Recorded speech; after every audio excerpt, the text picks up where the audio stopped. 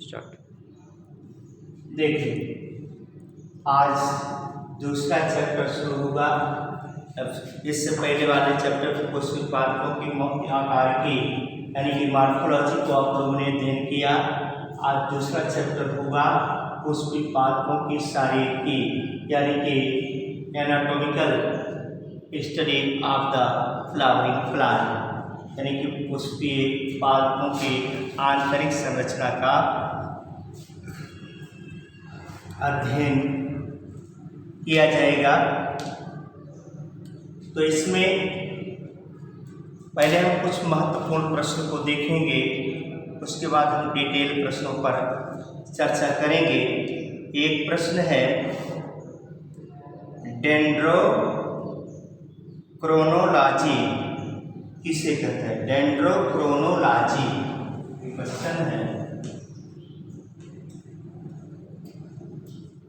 Dendrochronology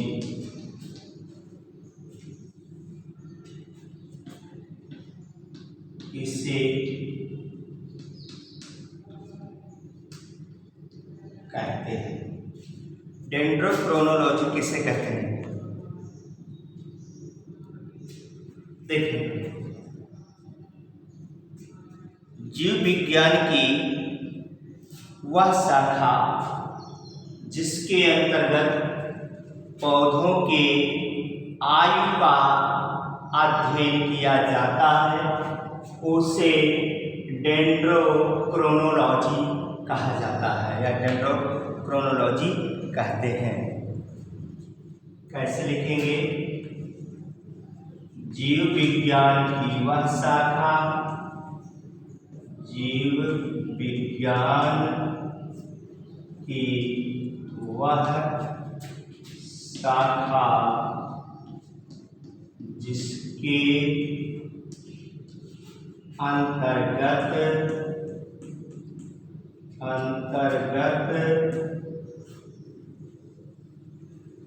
पौधों के आयु का अध्ययन किया जाता है, पौधों के आयु का अध्ययन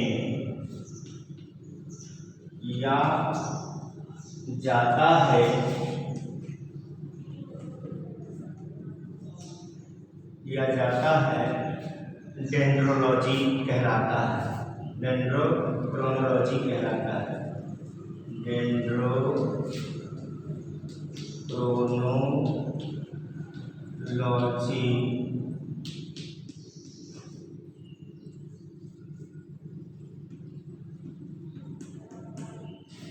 कहलाता है। ऐसा होगा कि इसकी शाखा के अंतर्गत पौधे के उम्र का, उसकी आयु का अध्ययन किया जाता है। अगला है, बुलीफॉर्म कोशिकाएं कहाँ पाई जाती हैं? क्वेश्चन है, बुलीफॉर्म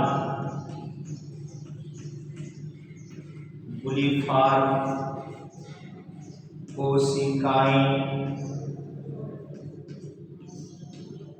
कहाँ पाई जाती हैं? बुलीफॉर्म कोशिकाएं कहाँ पाई जाती हैं?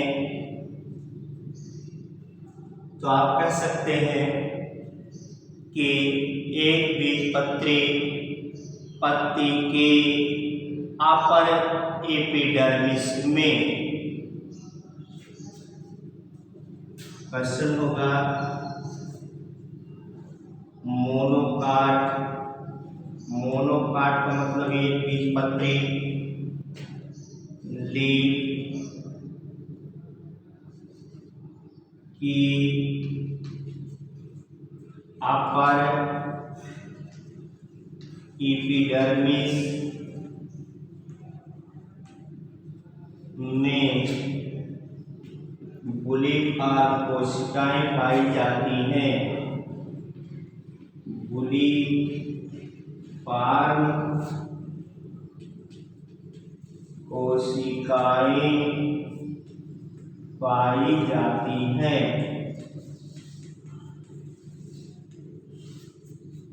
क्लियर। अगला प्रश्न है, लयजात गुहिका किसकी विशेषता होती है?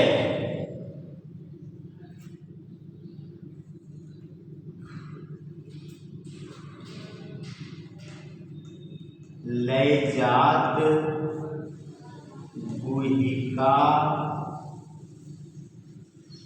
किसकी विशेषता होती है?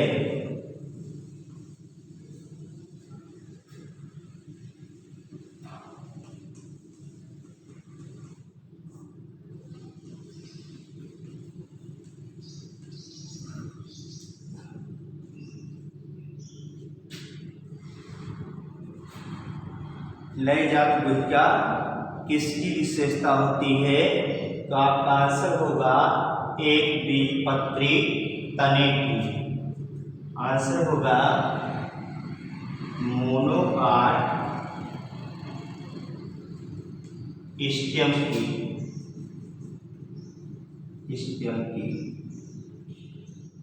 क्लियर। लयजात गुहिका मोनोकाट स्टेम की विशेषता होती है।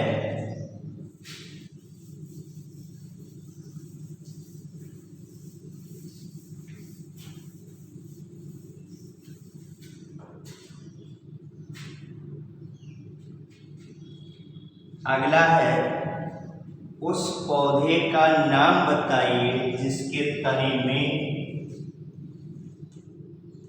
उस पौधे का नाम बताइए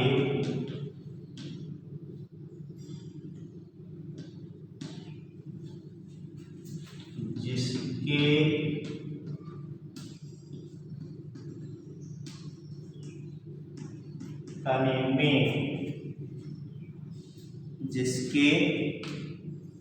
तने में उभय फ्लोएमी संवहन फूल पाए जाते हैं। उभय फ्लोएमी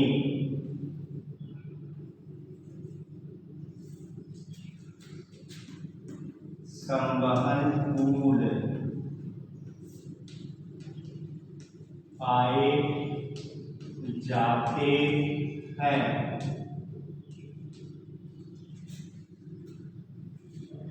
इसका आंसर होगा कुकुरबिटा।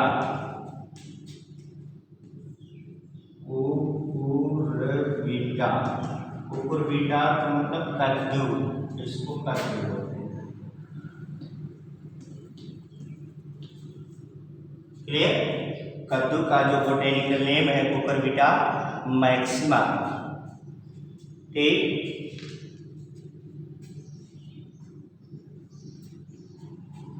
अगला है, उस जीवित ऊतक का नाम बताइए जो प्रमुखतः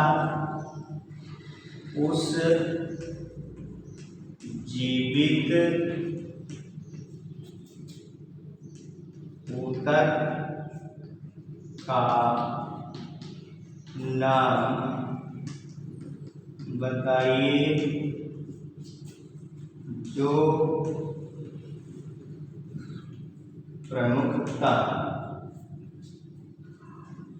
प्रमुखतः शाकीय पौधों में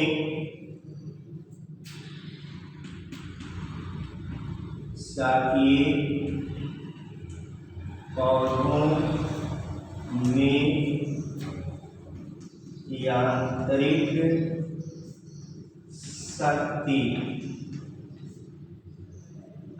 शक्ति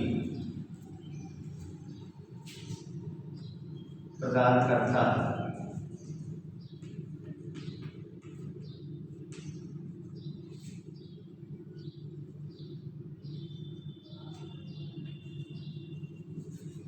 जो पौधे में की आंतरिक शक्ति प्रदान करने का काम करता है, जीवित ऊतक है, उसका नाम स्थूल कोण ऊतक, जिसको अंग्रेजी में कोलेन काइमा कहा जाता है।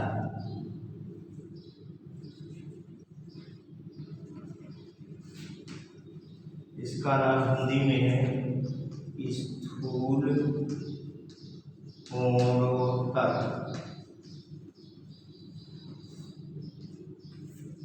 स्थूल कोणोत्तर। अगला है फ्लोएम ऊतक का क्या कार्य है। क्वेश्चन है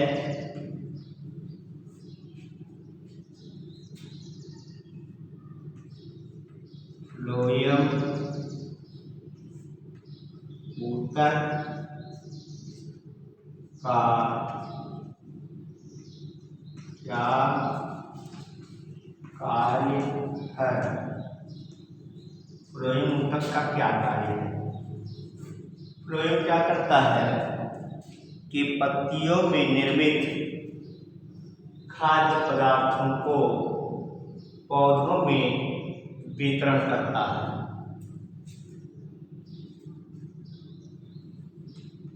पत्तियों में निर्मित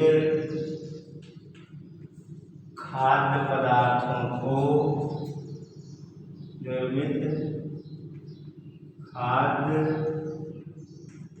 पदार्थों को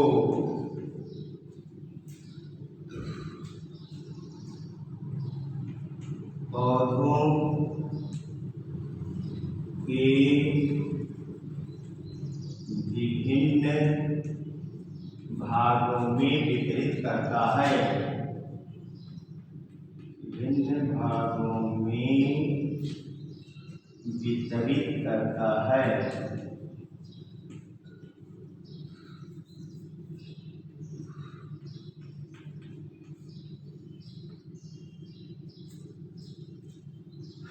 ठीक, फ्लोएम ऊतक का क्या कार्य है। पत्तियों में निर्मित खाद्य पदार्थों को पौधों के विभिन्न भागों तक। क्लियर। अगला प्रश्न है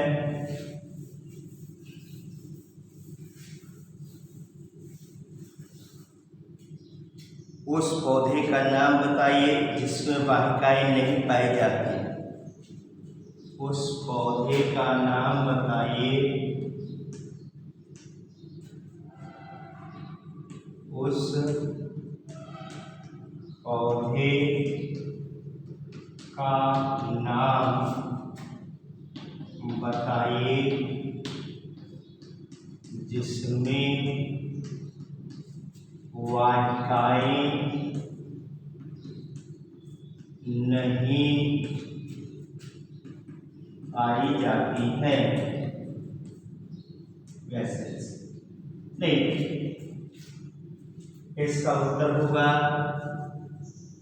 साइकस। साइकस में वाहिकाएं नहीं पाई जाती हैं। हो गया। अगला है बलकुट की सबसे भीतरी परत का नाम बताइए। क्वेश्चन है बलकुट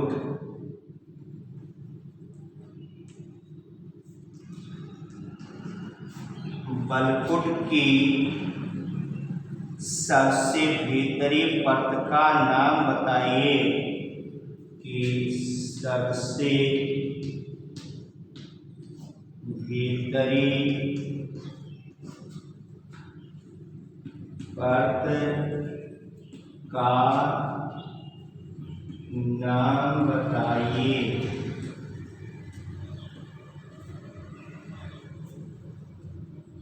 आंसर होगा इसका एंडोडर्मिस।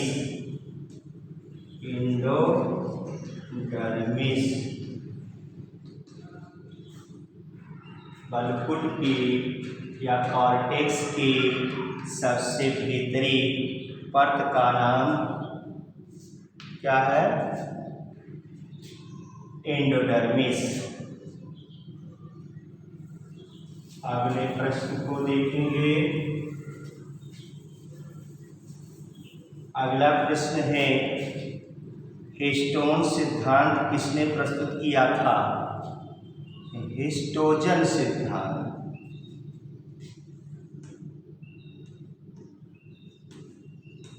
हिस्टोजन सिद्धांत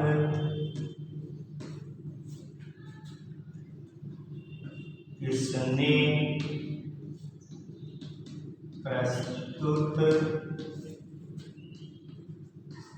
किया था? सिद्धांत किसने प्रस्तुत किया था? इसके अनुसार तने या मूल शीर्ष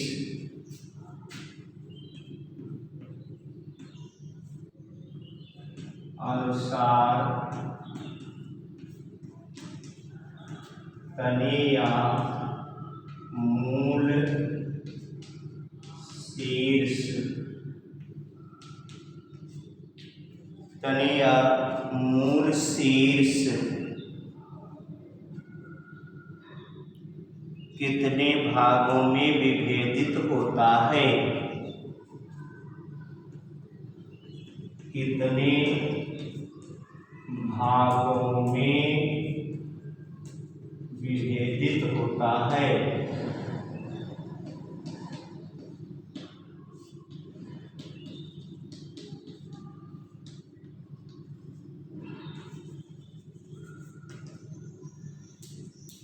प्रश्न आपको दिया गया है कि हिस्टोजन सिद्धांत किसने प्रस्तुत किया था? हिस्टोजन सिद्धांत को आइंस्टीन किसने? आइंस्टीन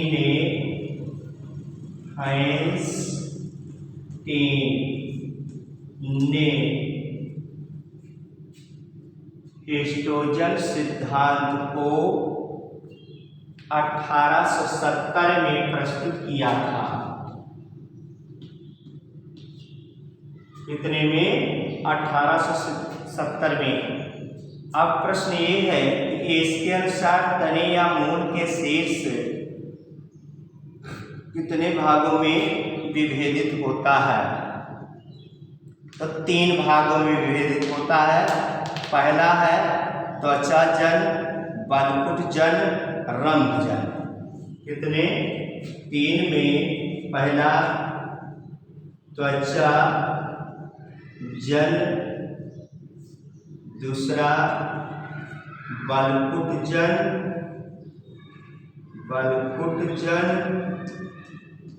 और तीसरा रंध्र जन। यानी कि जो त्वचा जन का मतलब जो एपिडर्मिस का भाग है और एपिडर्मिस के नीचे वाली जो भाग है उसको बलकुट यानी कि कॉर्टेक्स क्षेत्र कहा जाता है, और कॉर्टेक्स के नीचे जो होता है वो स्टेलर सिस्टम यानी कि रंध्रजन कहलाता है। ये 3 भाग होते हैं किसके अनुसार? आइंस्टीन के अनुसार।